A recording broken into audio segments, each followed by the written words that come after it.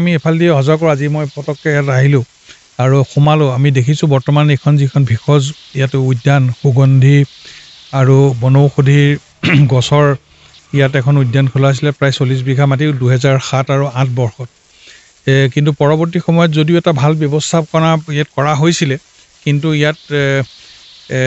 মেইনটেনেন্সৰ অভাৱত ইয়াত আমাৰ আজি এই উদ্যানখন ধ্বংসৰ মুখলৈ আগবাঢ়ি গৈছে গতিকে আজি মই ইলেক্ট্ৰনিক আপোনালোকৰ মাধ্যমৰ যোগেদি অসম চৰকাৰক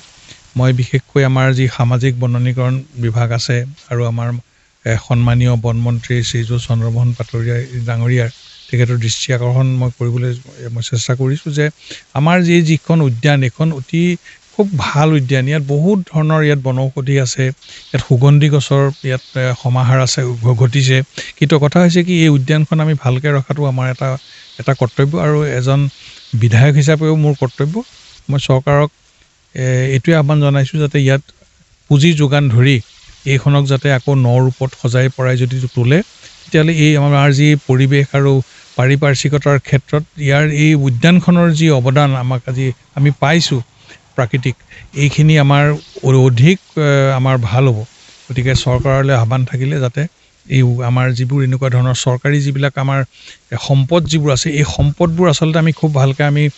আমি কৰোঁ সম্পদবিলাক আমি তৈয়াৰ কৰোঁ কিন্তু সম্পদবিলাকৰ পৰৱৰ্তী সময়ত আমাৰ যিটো ইয়াৰ মেৰামতিৰ অভাৱত আজি আপোনালোকে দেখিছে ISBTবিলাক কিমান সুন্দৰকৈ এটা সময়ত ISBTবোৰ বনাইছিলে কিন্তু আজি ISBTবিলাকৰ গোটেই জহি খহি গৈছে ৰং পেইণ্ট একো নাই বিভিন্ন ধৰণৰ তেনেকুৱা ধৰণৰ আপুনি অফিচ কাছাৰী আছে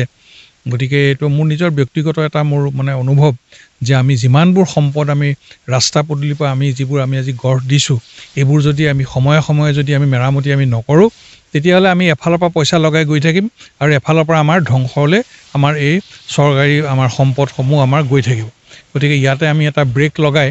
ইয়াত কি ব্যৱস্থা কৰিব পৰা যায় মই পৰৱৰ্তী সময়ত অসম চৰকাৰৰ লগত মই যোগাযোগ কৰি ইয়াৰ এটা মই বিহিত ব্যৱস্থা ল'বৰ বাবে মই চেষ্টা কৰিম